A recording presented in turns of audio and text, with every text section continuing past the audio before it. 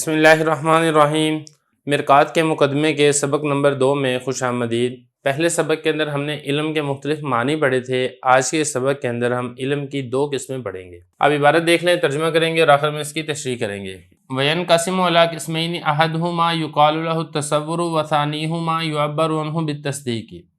أما التصور فهو الإدراك الخالي عن الحكم والمراد بالحكم نسبة أمر إلى أمر آخر ایجابا او سلبا وإن شئت قلت ایقاعا او انتزاعا وقد يفسر الحكم بوقوع النسبة او لا وقوعها كما اذا تصورت زيدا وحده او قائما وحده من دون ان تثبت القيام لزيد او تسلبه عنه.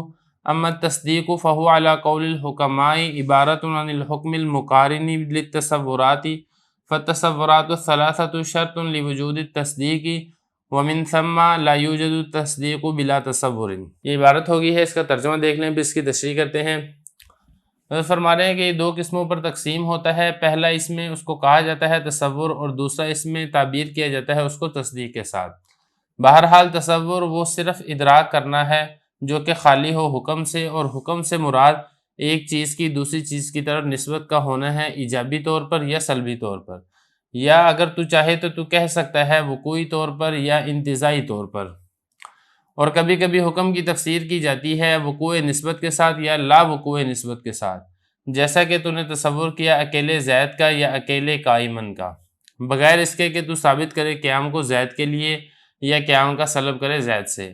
بہرحال تصدیق وہ حکماء کے قول کے مطابق نام ہے اس حکم کا جو کہ ملا ہوا ہو تصورات سے، لہذا تصورات ثلاثہ شرط ہے تصدیق کے پائے جانے کے لیے، اسی وجہ سے تصدیق بغیر تصور کے نہیں پایا جاتا۔ عبارت ہوگی ہے، ترجمہ ہو گیا۔ اب چلتے ہیں اس کی تشریح کی طرف۔ دیکھیں، اس سے پہلے ہم نے علم کے 5 مختلف معنی پڑھ چکے ہیں۔ اب یہاں سے علم کی 2 مختلف قسمیں بیان کی جا رہی ہیں۔ علم کی 2 قسمیں ہیں، ایک ہے تصور اور دوسرا ہے تصدیق۔ پہلے میں آپ کے سامنے ایک مثال لکھ دیتا ہوں تاکہ بات کو سمجھنا آسان ہو جائے گا۔ یہ کہ زید قائم۔ اب یہاں پہ سمجھنے کی چیزیں یہ ہے کہ یہاں پر 3 تصورات ہیں اور چوتھا اس میں تصدیق ہے۔ اب وہ 3 تصورات کون سے ہیں؟ ایک تو ہے زید کا تصور، دوسرا ہے قائم کا تصور، 2 تصور ہو گئے۔ تیسرا کیا ہے؟ ان دونوں کے درمیان نسبت کا تصور، کیونکہ قیام کی نسبت کی جا رہی ہے زید کی طرف، تو 3 تصور ہو گئے۔ چوتھا ہے ان دونوں کے درمیان نسبت کا واقع ہونا، نسبت کا موجود ہونا، نسبت کا پائے جانا۔ پہلے تصور ہوگا، بعد میں نسبت پائی جائے گی، تو یہ 4 چیزیں ملیں گی تو پھر اس کو کہا جاتا ہے تصدیق۔ اس میں آپ یہ بھی کہہ سکتے ہیں جو پہلا لفظ ہے اس کو کہا جاتا ہے موضوع، دوسرا جو لفظ ہے اس کو کہا جاتا ہے محمول۔ تو موضوع کے لیے محمول کا ثبوت ہوتا ہے۔ اب یہاں پہ آپ سمجھے کہ حضرت فرما رہے ہیں کہ یہ جو علم ہے اس کی 2 قسمیں ہیں۔ پہلا یقال لہ التصور، پہلے کو تصور کہا جاتا ہے، اور جو دوسری قسم ہے یعبر عنہ بالتصدیق، تعبیر کی جاتی ہے اس کی تصدیق کے ساتھ، یعنی اس کو تصدیق کہا جاتا ہے۔ اب یہاں پہ آگے بتا رہے ہیں تصور کسے کہتے ہیں؟ فہو الادراک الخالی عن الحکم، وہ ایسا پہچاننا ہے، ایسا جاننا ہے جو حکم سے خالی ہو۔ اب حکم سے کیا مراد ہے؟ ایک چیز کی دوسری چیز کی طرف نسبت کرنا، ایجابی طور پر یا سلبی طور پر۔ اب یہاں پہ دیکھیں، قائم ان کی نسبت کی جا رہی ہے زید کی طرف، یہ ایجابی طور پر ہے، اور سلبی طور پر بھی نسبت ہوتی ہے، جیسے زید لیس بقائم۔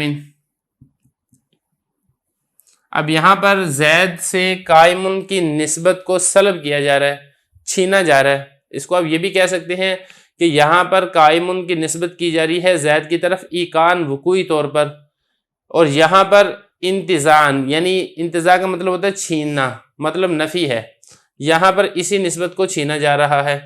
تو خلاصہ یہ ہے کہ اگر حکم پایا جائے گا تو وہ تصدیق ہوگا، اگر حکم نہیں پایا جا رہا، کوئی ادراک کسی بھی چیز کا تصور ہے جو کہ حکم سے خالی ہے، تو اس کو تصور کہا جائے گا۔ جیسا کہ آپ اکیلے زید کا تصور کر لیں، یا آپ اکیلے قائمن کا تصور کر لیں، یا آپ اکیلی نسبت کا تصور کر لیں، تو جہاں پر حکم نہیں پایا جائے گا تو ہر ایسی چیز جہاں حکم نہ پایا جائے اس کو تصور کہا جاتا ہے۔ تو یہ حضرت فرما رہے ہیں، پہلے تو حکم کا بتا دیا۔ حکم کس کو کہتے ہیں؟ ایک چیز کی دوسری چیز کی طرف نسبت کرنا ہے، ایجابی طور پر اور یا پھر سلبی طور پر۔ آپ اس کو ایکائی اور انتزاعی طور پر بھی کہہ سکتے ہیں۔ اور کبھی کبھی حکم کی تفسیر اس طرح بھی کی جاتی ہے وقوع نسبت کے ساتھ اور لا وقوع نسبت کے ساتھ، یعنی نسبت کا یا تو وقوع وجود ہوگا، جیسا کہ یہاں پر قائمن میں زید کی طرف نسبت کا وقوع وجود اور ثبوت ہے، یا پھر جو نسبت ہے اس کو سلب کیا جائے گا، نسبت کا وقوع نہیں ہوگا، نسبت کے وقوع کی نفی کی جائے گی، جیسا کہ یہاں پر ہے زید سے قیام کے نسبت کی نفی کی جا رہی ہے۔ تو خلاصہ یہ ہے کہ حکم میں وقوع بھی ہو سکتا ہے، حکم میں عدم وقوع بھی ہو سکتا ہے، حکم میں ایجاب بھی ہو سکتا ہے، حکم میں سلب بھی ہو سکتا ہے۔ یہ تو ہو گیا حکم۔ اور اب تصور کے بعد چل رہے ہیں دوبارہ، فرمایا جیسے کہ تو اکیلے زید کا تصور کرے، جیسے آپ صرف زید کا تصور کر لیں، او قائمن وحدہ، یہ حمزہ نہیں ہے، یہ او ہے، یا آپ اکیلے قائمن کا تصور کر لیں بغیر اس کے کہ آپ قیام کو ثابت کریں زید سے یا قیام کو سلب کریں زید سے، یہ والی بات نہیں ہے، صرف اکیلے واحد آپ نے تصور کر لیا ہے، ادراک کر لیا ہے، حکم نہیں لگا رہے، تو اس کو تصور کہا جائے گا۔ یہاں تک بات ہوگی تصور کی۔ اب آگے تصدیق بتا رہے ہیں۔ تصدیق حضرت فرما رہے ہیں کہ حکماء کے قول کے مطابق، یعنی جو مناطقہ ہیں ان کے قول کے مطابق نام ہے، یہاں سے اس کی تفسیر کر رہے ہیں، اس کی وضاحت کر رہے ہیں، اس کی تعریف کر رہے ہیں۔ نام ہے تصدیق عن الحکم المقارن للتصوراتی، ایسا حکم جو کہ تصورات سے ملا ہوا ہو۔ تو تصدیق کے اندر تصور تو پایا ہی جاتا ہے، ایک چیز اضافی ہوتی ہے، وہ یہ ہے کہ اس کے ساتھ حکم بھی پایا جاتا ہے۔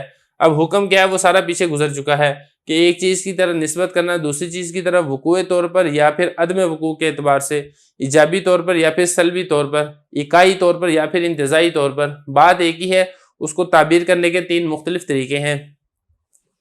تو فرمایا کہ جو تصدیق ہے حکماء کے قول کے مطابق وہ نام ہے اس حکم کا جو کہ ملا ہوا ہو تصورات سے۔